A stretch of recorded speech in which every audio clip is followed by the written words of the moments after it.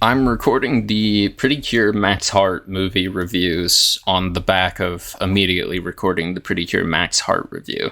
And I don't think they're going to necessarily have a lot of overlap, and I'm kind of hoping they don't, because the movies kind of do enough to stand on their own, even if, at least for the first one, I don't think it's quite as good. The first Max Heart movie is okay. It is passable. Thinking back on it, I only partially recall what the movie was about, but I thought it was okay for the most part. I don't think it does much that they couldn't do in the series itself, but for what was given, it was decent. I went back and watched it later and ended up liking it a little bit more, but not enough to increase its score overall.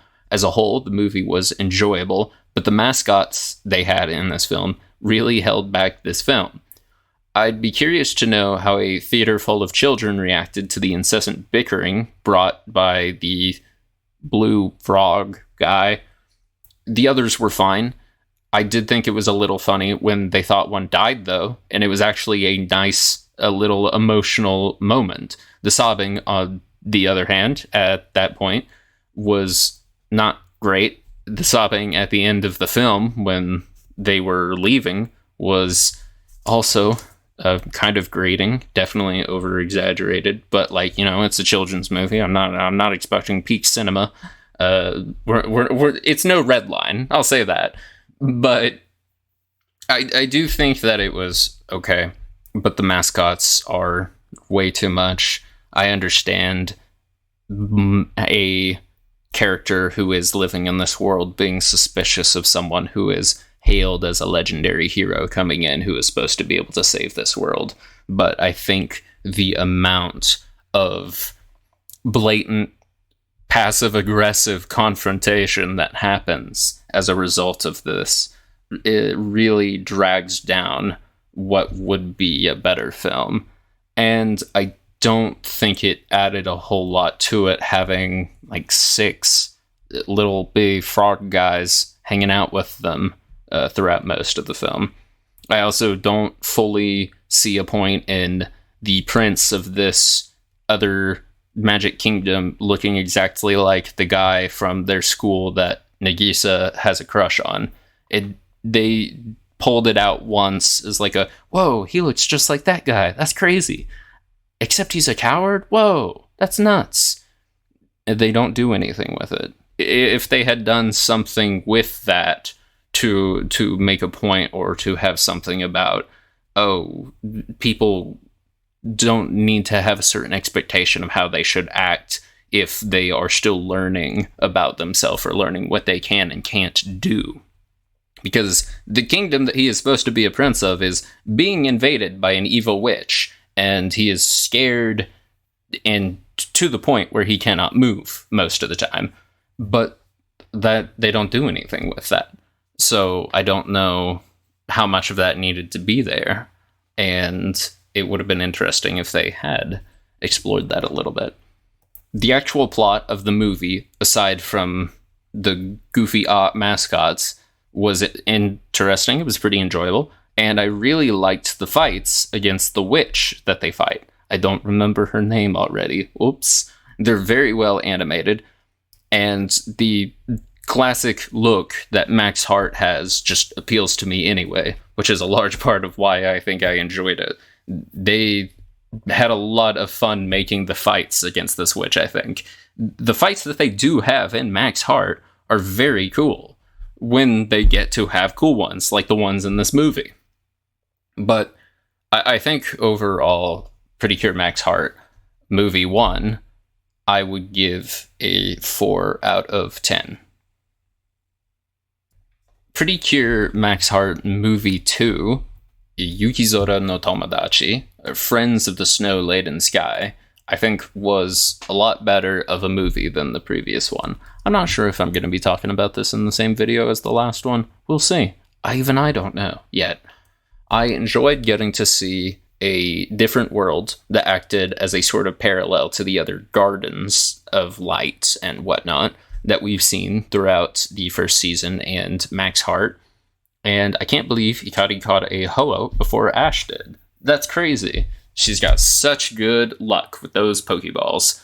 The villains were good until they, at the fighting the cures at the end, immediately did a 180 and immediately started arguing with each other after one coordinated attack. But, you know, it's only like a 50-minute film. They got to get their comeuppance. But overall, it was still very good. Action that was missing through a lot of Max Heart was very present here, and it had a twist to the fights that I probably should have expected at some point, but wasn't, and I was very entertained to see them continue. Because in this film, unlike a lot of pretty much all of PreCure, they bicker throughout PreCure and PreCure Max Heart, and sometimes they fight, and like that's the plot of the episode, is Nagisa and Honoka don't want to talk to each other until they love each other again and hold hands and then kill a bad guy. But in this film, they are both controlled, their hearts are turned to ice or something by the main antagonists of the film, and they have a full-on brawl, and it is just as well animated as the rest of the fights in this movie, and it is pretty brutal.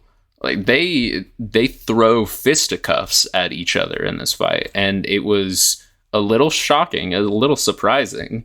And I think it's another case that it would be really interesting to have seen this in theaters when it came out and see what all of the children in the theater thought about their favorite magical girls just beating the ever-loving hell out of each other. I don't know. I imagine it would probably be pretty surprising. I can imagine tears being shed because it was a very high emotional point of the film. It was both in terms of what the film was going for, and I think of what it actually achieved through this fight. They flash back and forth between not wanting to fight each other, but also not being able to control themselves at different points, depending on when one of them gets hit with the "your heart is ice now" attack, and one of them doesn't, and then breaking free of it. But it was cool, and it was really well done. Genuinely a little surprised at how fun it was and how emotionally impactful it was. I've watched this movie 4 or 5 times with different friends over the course of a couple of weeks. Granted, that is literally years after the first time I watched it and initially started writing things down on it. And I enjoyed it each time I watched it. And I enjoyed watching it with company more. I think the movies especially are very fun watch with people. I don't think I got tired of the film through any of my watches either. I thought it was just kind of a good movie. It was very fun. I think that PreCure Max Heart Movie 2 is about an 8 out of 10. I enjoyed it overall more than the main series, for the rating scale anyway. It's hard to put a 49 episode series up against a maybe 50-minute film and expect them to be the same. But I don't know. I just thought it was neat.